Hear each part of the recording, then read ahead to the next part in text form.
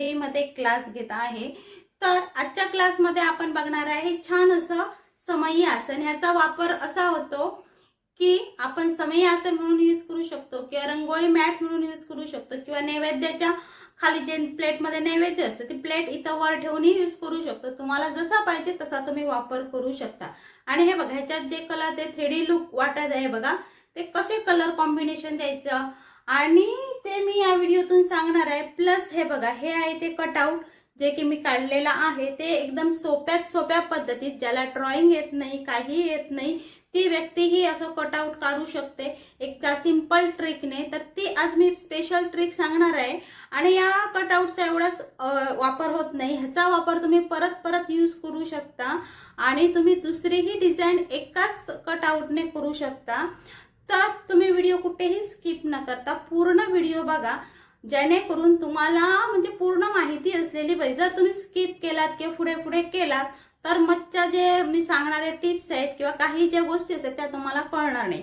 आणि अजूनपर्यंत तुम्ही जर चॅनलला सबस्क्राईब केलं नसेल तर प्लीज चॅनलला सबस्क्राईब करा आणि व्हिडिओ पूर्ण बघा। आणि व्हिडिओ पूर्ण बघून झाल्यावर तुम्हाला खरंच वाटलं की खरोखरच आपल्याला ह्या व्हिडिओपासून हेल्प होते, मदत होते, तर तुमचं एक लाईक माझ्या चॅनलवरती सोडा आणि काही कमेंट असेल तेही सोडू शकता। जर तुम्हाला दुसरा कुठचा व्हिडिओ बघायचा असेल, अदरवाईज तुमचे काही डाऊट असतील तेही या व्हिडिओद्वारे मी सांगण्याचा नक्की प्रयत्न करेल।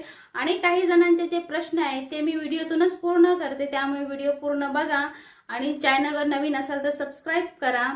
चला तर बघूया आज आपण हे छान असं कट आउट कसं काढतो ते एक ट्रिक। चला तर पटकन कटआउट काढून घ्या। त्याच्यासाठी ही बघा मेजरमेंट मी 2 इंचावर इथं मार्क करून घेतलं आणि वर बरोबर मी 5 इंचावर कट करून घेतलेला आहे बघा। त्याच्यानंतर हा छोट्या डब्याचं झाकण आहे ते बरोबर त्या मार्कवर ठेवलं आणि वर जिथं तो टच होतो त्या मार्कवर मी कट करून घेतला। आणि आता मी हायलाइट करून दाखवते की कसा आपला शेप आला।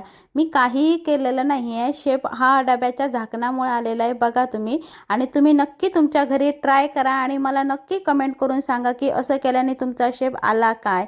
100% रिझल्ट निघतो। तुम्हाला जर ड्रॉइंग काढता येत नसेल किंवा शेप काढता असे येत नसतील तर सगळ्यात सिंपल आणि तुम्ही परत परत या जो शेप काढला त्याचा यूज करू शकता। त्याच्यानंतर हे जे आहे ते आपल्याला असं लावून बघायला पाहिजे की आपण आता हे बघा इथल्या इथं तुम्हाला दाखवते एक्झाम्पलसाठी। आता हे सर्कल काढलं त्याच्यानंतर कसं राहतं आपलं हे बघा, असं आपण मार्क करून घ्यायला पाहिजे।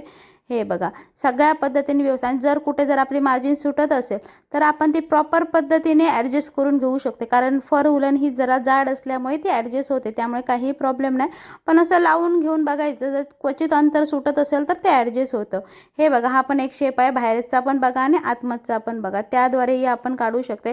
अशा प्रकारची माझ्याकडे किती कट आउट आहेत ते बघा तुम्ही। हे बघा एक पानाच्या आकाराचा आहे, दुसरं एक आहे ते आंब्याच्या पानाचं आहे, हा बघा हा एक म्हणजे दुसरा आहे ते कमळाचं आहे।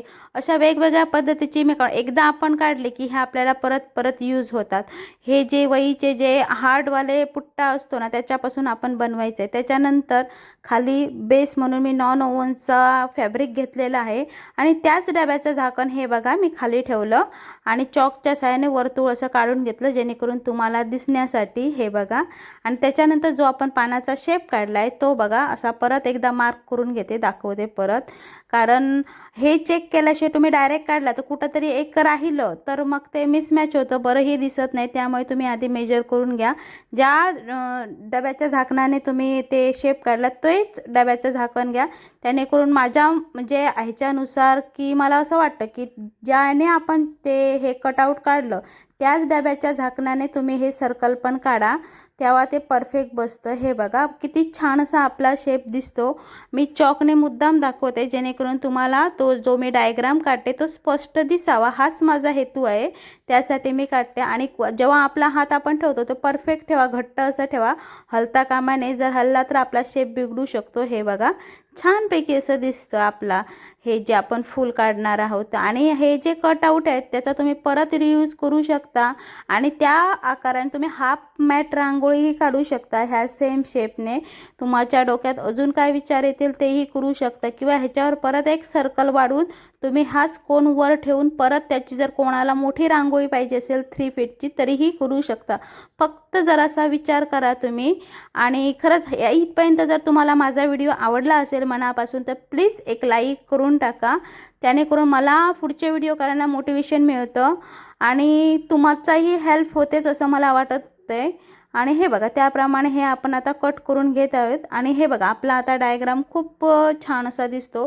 त्याप्रमाणे तुम्ही नंतर जर कुठं तुमचं काही राहिलं असेल टोक तर चॉकच्या साहाय्याने किंवा पेन्सिलच्या साहाय्याने हायलाईट करून घ्या. आणि हे जे बघा हे बघा तुम्हाला जर मार्जिन पाहिजे असेल तर तुम्ही अंतरही काढून घेऊ शकता की तुम्हाला किती अंतराचं तुम्ही काढलेलं आहे काय. पण मी बघू चेक करून ठेवते जेणेकरून पुढच्या वेळी मला माहीत असायला पाहिजे असं. आणि ते एकदम सिंपल आहे, काही मोठंसं नाही आहे. हे बघा बघायलाही खूप सिंपल वाटतं. आणि बघा हे जे ड्रॉ केलं तेच किती छान वाटतंय ते. आता याला साईडनं आपण कट करून घेऊया. हे बघा कारण तो खूप मोठा नॉन ओव्हनचा कपडा आहे त्यामुळे तो मला म्हणजे त्याच्यासोबत उलण लावायला जरा त्रास होतो. म्हणून मी हा बघा छोटासा तुकडा काढून घेतला जेवढा मला पाहिजे तेवढा. आणि त्याच्यानंतर आता आपल्याला हायलाईट करायचं आहे. हे बघा जर कुठचा तुम्हाला मगाशी म्हटलं कोण जरा आपल्याला क्रॉस वाटला काय वाटला तर हाताने आपण करून घ्या. कधी कधी आपला हात हलतो आणि शेप जरा हलल्यासारखा वाटतो तर आपल्या डोळ्यांनी आपल्याला कळतो. त्यामुळे आपण तिथल्या तिथे आपण व्यवस्थित करून घ्यायचं. त्याच्यानंतर ही बघा ग्लू गन गरम करत ठेवली होती मी. आणि आता आपल्याला पहिला कोणता कलर घ्यायचा आहे हा विचार करायचा. कलर कॉम्बिनेशन ह्याच्यात खूप मोठं असतं. तर मला असं वाटतं की ह्याला व्हाईट आउटलाईन लावली सगळ्याला तर खूप छान वाटेल. म्हणून मी बघा पूर्ण ह्याला व्हाईट आउटलाईन लावून घ्यायचा विचार करते. आणि ही बघा व्यवस्थित अशी आपली ग्लूगन गरम झालेली आहे. आणि ग्लूगनचा ग्लू बाहेर व्यवस्थितरित्या येतो की नाही ह्याकडे तुम्ही सदैव लक्ष ठेवा. प्रॉपर तो आपली लागली पाहिजे तरच आपली जी उलन मॅट आहे ती व्यवस्थित वाटणार आहे, नाहीतर ती उचलणार आहे. त्यामुळे तुम्ही लक्ष ठेवा आपले ग्लूगनकडे. मी हे बघा म्हणून कधी कधी परत फेरा मारते त्यासाठी, कारण कस्टमरला देताना आपण चांगल्या क्वालिटीची कारण पुढच्या वेळी त्याने आपल्याला रेफर केलं पाहिजे. हे फक्त द्यायचं म्हणून कस्टमरला देऊ नका. एक क्वालिटी ठेवा जेणेकरून कस्टमरही खुश होईल आणि तुम्हाला तुमच्यावर कॉन्फिडन्सही होईल की हा मी दिलेल्या प्रोडक्टला काही होणार नाही. ही एक गॅरंटी असते कस्टमरसाठी. हां त्यांच्याकडचं घ्या. त्यामुळे स्वतःचं नाव मार्केटमध्ये तयार करण्यासाठी तुम्ही व्यवस्थितरित्या ती स्टिक करा. आणि त्याच्यानंतर जो आतमधचा जो सर्कल राहिलेला आहे गोल त्याला मी हा पूर्ण ग्रीन कलर देणार आहे आणि मध्ये जरासा व्हाईट कलर देणार आहे. तर तुम्ही बघा मी कशी पद्धतीने देते. आणि ही बघा बरोबर जी व्हाईट आउटलाईन लिहिलं त्याला जरासं अंतर सोडून क्वचित अंतर सोडून मी ही ग्रीन कलर लावत आहे. कारण तो त्याच्यामध्ये स्पेस दिसता कामा नये. एका उलनची आता आउटलाईन लावली त्या 2 उलनमध्ये आपल्याला अजिबात स्पेस दिसता कामा नये अशा पद्धतीने आपल्याला ही लावायची. आणि ही बघ काय इथं सुटलेल्यासारखी असते तिथं आपल्याला फेरा अजून म्हणजे गोल फिरवून घ्यायची आहे जेणेकरून ती होती तशी होते.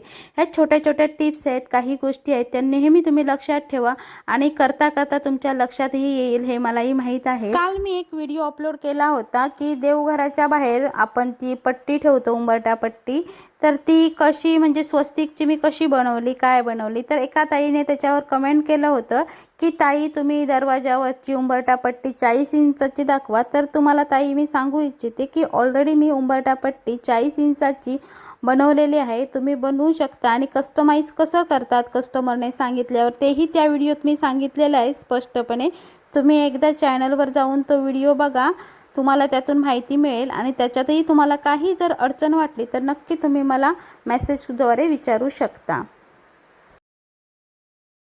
ह्या रांगोळ्या सगळ्यात मेन इम्पॉर्टंट काम करतात कारण दरवाजासमोर घालण्यासाठी आता लेटेस्ट म्हणून प्रत्येक जण त्याच्याकडे बघत आहे. त्यामुळे तुम्ही तुमचा व्हॉट्सअप म्हणजे जे व्हॉट्सअप यूज करता त्याच्यावर तुम्ही स्टेटस म्हणून घाला. FBवर इंस्टावर यूट्यूबवर जिथं तुम्ही तुमचा म्हणजे ॲड करू शकता तिथं तुम्ही करा. जेणेकरून तुम्हाला म्हणजे लोकांना माहीत होतील की यांच्याकडे ही गोष्ट मिळते. तेव्हा जेव्हा गरज असते तेव्हा तुम्हाला कॉल करून किंवा मेसेजद्वारे विचारू शकता. त्यामुळे तुम्ही हे एक लक्षात ठेवा. आणि त्याच्यानंतर हे बघा आता मी तुम्हाला दाखवते की ह्याची जी पाकळ्या आहेत त्या कशा बनायच्या. सगळ्यात आधी मी हा रेड कलर घेतलेला आहे आणि एक बनवून झालेला आहे माझा, पण हा तुम्हाला दाखवते मी. हा बघा हा रेड कलर घेतला आणि व्यवस्थित लावला आणि तो प्रेस केला. त्याच्यानंतर रेड नंतर माझ्याकडे रेडमध्ये एक ऑरेंज कलर आहे, डार्क ऑरेंज कलर आहे. तो ऑरेंज कलर मी ह्या बघा हा त्रिकोण कसा आता होत आहे त्याच्यात मी म्हणजे हे केलेलं आहे लावून घेतलेला आहे. हा बघा आणि त्याच्यानंतर आपल्याकडे अजून एक ऑरेंजमध्ये पण एक झेंडू कलर येतो ना, तो झेंडू कलर माझ्याकडे होता. तो हा बघा, हा झेंडू कलर मी त्याच्यात लावत आहे छानपैकी असा, जेणेकरून आपली जी रांगोळी आहे ती 3D लुक कसा देईल ह्याच्याकडे पण लक्ष, म्हणजे लाईट टू डार्क कलरकडे किंवा डार्क टू लाईट कलरकडे तुम्ही जावा. आणि त्याच्यानंतर मध्ये मी येलो कलर दिलेला आहे. हे बघा किती छान असं हायलाईट होतं. तुम्ही बघितलं असेल की रांगोळीला 3D लुक कसं द्यायचं, तर ह्या पद्धतीने तुम्ही देऊ शकता. आणि अशा प्रकारे हे बघा मी सगळ्या जे होत्या पाकळ्या त्या पूर्णपणे भरून घेतल्या, जसं की आता तुम्हाला सांगितल्या रेड, ऑरेंज, झेंडू कलर, येल्लो कलर असे तुम्ही कलर कॉम्बिनेशन बघा. आणि व्हाईट कलरने हायलाईट केलं त्यामुळे रांगोळी खूप अप्रतिम अशी दिसत आहे. त्यामुळे तुम्ही नक्की तुमच्या असं कटआउट काढून प्रयत्न करा. आणि जर तुम्ही कोणी अशी रांगोळी बनवली तर प्लीज मला सांगा, की मला बरं वाटतं की मी काहीतरी शिकवते, त्याच्यातून कोणाला तरी काहीतरी फायदा होता. आणि त्याच्यानंतर जो हा वेस्ट आहे तो तुम्ही काढून घ्या, हा बघा व्यवस्थितरित्या. तर आजचा व्हिडिओ तुम्हाला कसा वाटला नक्की तुमची प्रतिक्रिया माझ्या कमेंट बॉक्समध्ये सोडा. आवडलात नक्की लाईक करा आणि काही तुमचे उत्तर प्रश्न असतील तर ते कमेंट बॉक्समध्ये सोडा. आणि हे बघा छानपैकी असं झालं. आता ह्याच्यावर मी तुम्हाला समय ठेवून दाखवणार आहे की कसं लुक आपलं चेंज होतं ते बघा. Thanks for watching.